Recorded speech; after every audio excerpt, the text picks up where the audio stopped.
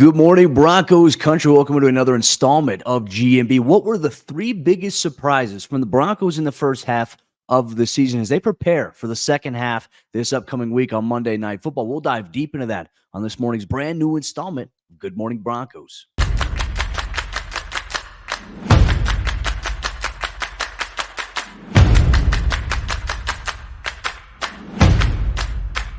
The bye week blues are officially over. The Broncos will play football in just about a week from now as they'll take on the Buffalo Bills on Monday Night Football. What were some of the three biggest surprises that we learned from the first half of the season from a player standpoint? We'll dive deep in all that action on this morning's brand new installment of Good Morning Broncos. Hope you poured yourself a fresh cup of coffee this morning here to watch us on Mile High Sports YouTube page. Mile High Sports is every team, every day. Make sure you check out all the other action and all the other work we have going on, milehighsports.com, for all your daily written coverage and content. And on top of that, here on the YouTube page, you get the Pick Action Roll podcast hosted by Ryan Blackburn covering the Denver Nuggets. We're playing really good to start off the season here. So with that said, Broncos country, hope you enjoyed the bye week. It was really nice, I think, just to have a little bit of a reset, right? I think for the fan base, it was good for them. They were able to enjoy football on Sunday. For me, one thing that I was able to do is I was just able to just reset, not even care about football this past week. And it was nice to just kind of reground myself there. And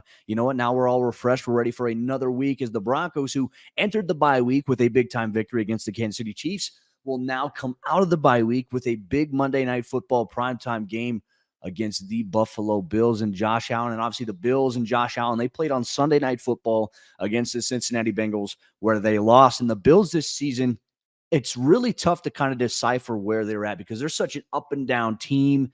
What might the Broncos be able to do? I think they're healthy right now coming out of the bye week. We'll obviously hear from Broncos head coach Sean Payton here in a little bit to kind of set the tone for the week. And then they'll practice on Thursday, Friday, and Saturday. We'll have all the coverage there, milehighsports.com. And then bang, they're going to travel to Buffalo on Sunday. And then Monday Night Football, it's a showdown there against the Bills here. But you know what? That's for the second half part of the season here. Let's dive into what we talked about as the biggest surprises. Three surprises from the first half of the season for this Broncos football team. And first off, let's start off with number one.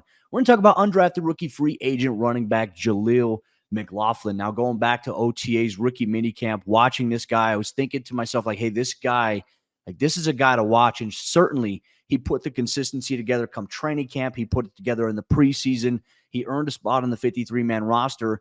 And even in the regular season here, while he's not been the primary back, obviously that's Javante's role here, Jaleel has really kind of emerged and immersed himself into this very pivotal role here for Sean Payton.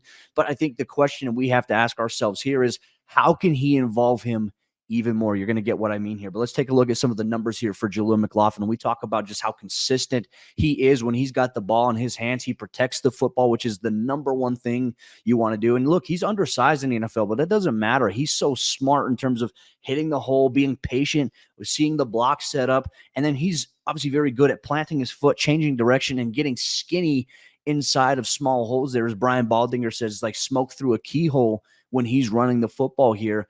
He's a consistent producer here for Denver's offense. Now, here's the crazy thing about it, right? Let's take a look at the numbers.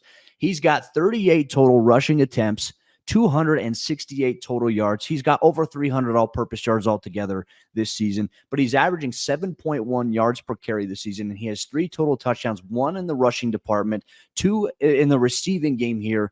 So he's kind of building a role for himself, but I want to go back to this, right? Okay, I mentioned he had 38 rushing attempts. He's had 97 total offensive plays this season. That's 20% of the team's offensive snaps, according to Pro Football Reference. And so for him, when we talk about that sample size, okay, 97 total offensive snaps, and these are some plays where he's not even touching the ball. He's got 38 rushing attempts, 268 yards, 3 total touchdowns. So I think the bigger question we need to ask ourselves here going forward, how can Sean Payton get him more involved here in the second half of the schedule? I think this is a huge question. I think this also is a huge priority, but it's not just focused here on Jaleel McLaughlin because, look, while Jaleel has been great, we've seen in the last 2 weeks that the Broncos have played games against Green Bay. We saw it even in that first game against Kansas City. They were able to get the run game going. And I think in the last 2 games against Green Bay and Kansas City, where Denver obviously won 24-9, the run game In the rushing offense for Denver, they've averaged over 145 yards per game on the ground. That's been a good formula for them, running the football to set everything else up. And I think this is the formula, as we've discussed here on GMB multitude of times here. But I think the one thing that Sean Payton can do is find more ways to get Jaleel involved. Like, for example, he had 5 total carries against the Kansas City Chiefs. Like, okay, I understand that. Look, you have certain packages. You're playing a team that you're trying to get ahead of. And look, you've got to lead. You've got to preserve it. But Jaleel McLaughlin is a guy that I think that has demonstrated enough in his showcase that you can trust him. You can put trust into him that, hey, I'm going to hand the ball off to him. He's going to make good cuts. Like, that is where Jaleel is at. Now, for an undrafted rookie free agent, for a guy who's just a rookie in general, the way that he plays very smart. He plays like a veteran. And I think he's the perfect explosive combination to what Javonte Williams' size and power brings to the table here for Denver's offense. So for me, if Sean Payton, let's say Javonte Williams gets 17 carries a game. I like that. That's a good formula. I'm okay with that. But you got to find a way to at least get Jaleel 10, at least 10 instead of 5, because look, he had 5 carries for 45 yards against Kansas City. He could have done even more, in my opinion, in the run game. So just find a way to implement that a little bit more here going forward if you are Sean Payton and the Denver Broncos. But Jaleel McLaughlin, in my opinion, has probably been one of the biggest surprises so far to start the season. Can he be an intricate part of what they want to do in order to win on the offensive side of the ball going into the second half stretch, which is going to be tough? Denver's going to face some tough opponents. And look, the NFL landscape, as we saw over the weekend, is very uneven. It's week to week, and we have no idea what to expect. I mean, Denver beat the Chiefs the last time that we saw the Broncos play, and then the Chiefs just mollywopped a little bit the Miami Dolphins, even though the Dolphins kind of crept back a little bit late, but it was a different look for a Kansas City team that struggled against the Denver Broncos. So what's going on in the NFL this season? I don't have the answers, but you know what? We're here for the ride, and we'll break it all down here on GMB as it pertains to the Denver Broncos. So Jaleel takes our first surprise here. Let's get to our second surprise so far of the first half of the season here for the Broncos. And I think this is a player that we can kind of classify and talk about as somebody who probably made the biggest jump from year 1 to year 2, right? As a second-year player, Nik Bonitto has been a tremendous surprise here for the Denver Broncos. Now, going back to last season, seeing how Nik wasn't even cracking the lineup at all at certain points. And I think that's something that we have to talk about is last year he was not able to have as big of an impact. Now, there was in this small sample size, you saw moments and you saw flashes of it, but I think we're all sitting here wondering like, okay, Denver spent this late second round pick on Nik Bonitto. How is he going to turn into the guy that they wanted to be if they've got guys like Randy Gregory in front of him? And obviously they had Bradley Chubb before they traded him away, and that kind of opened the door up for Nik Bonitto to kind of run with a little bit of an accelerator role there. But we didn't see it in his rookie season. And I think a lot of people got soured on his rookie season, but the reality is player development is never a straight line. It is up, down, all around, whatever you want to call it. And Nik Bonitto is showing that this year. I mean, we talk about a guy who's made the biggest jump from last year to this year. Nik Bonitto is the biggest surprise, in my opinion, the most improved player. Now we look at it as well, playing in 8 games a season. He started 3. Like he wasn't the starter going into the season. It was Randy Gregory and it was Jonathan Cooper. But since he's emerged into the starting role, and even when he was in a rotation there, like Nik Bonitto was obviously producing at a higher level, which made it easy for the Broncos to say, you know what, we're going to trade Randy Gregory away to San Francisco. We're going to release Frank Clark. We know we have Baron Browning coming back into the mix in the rotation. They added Ronnie Perkins. And the Broncos are investing in this youth movement at the edge rusher position with Cooper and Bonitto being the 2 starters. Bonitto is just showcasing that too, not only just as a pass rusher, you're seeing it also in the run game, right? That was his biggest critique, I think, coming into the NFL, playing at Oklahoma defense. They had him doing a little bit of everything there. And so for him, the transition is in the NFL, you have to be more disciplined, especially as a pass rusher, not getting too far upfield, not getting caught too far underneath. I think he maintains really good gap discipline. But more importantly, one area that everyone had concerns about was edge contain. He's done a very good job. So let's take a look at his numbers here. 5.5 sacks so far through 8 games of action. He's had 9 tackles for a loss behind the line of scrimmage. So when teams run to his side, they're not having a lot of success doing it. And if he gets a chance to beat the offensive tackle, or if there's a tight end there helping out with the tackle there, he's finding ways to create opportunities in the backfield and bring plays backwards for a negative net gain, which make it a little bit easier for the Broncos defense to maybe adjust on third down, which they have gotten better every single week. So that's a great sign there. 13 quarterback hits so far this season. He's just got the biggest jump overall in confidence, but more importantly, going back to what I said, just a demonstrated confidence, a demonstrated consistency in gap discipline. edge contain, and getting after the quarterback, a relentless motor there. You love to see that. Now they added Baron Browning back into the mix, coming back healthy. Denver's pass rush should be something to watch here for Broncos country going into the second half of the season here. But Broncos country, we also have to ask ourselves here, what is the third biggest surprise? Who stood out the most for the Broncos in the first half of the season that's maybe not getting a lot of praise overall? Well, you'll get all that on today's installment of Good Morning Broncos. Real quick, let me tell you about the sponsor of today's episode of the show. That's our good friends over there at Superbook Sports. Win a trip to the biggest football game of the year, courtesy of Superbook Sports. Superbook will fly you and a friend to Las Vegas for February's championship game. They will also give you 2 tickets to the game plus a 3-night hotel stay. All you have to do is place a $25 same-game parlay between now and January 7th, and you're automatically entered to win. So wager and win a super trip to Las Vegas, courtesy of Superbook Sports. Visit superbook.com for terms and conditions. Gambling problem?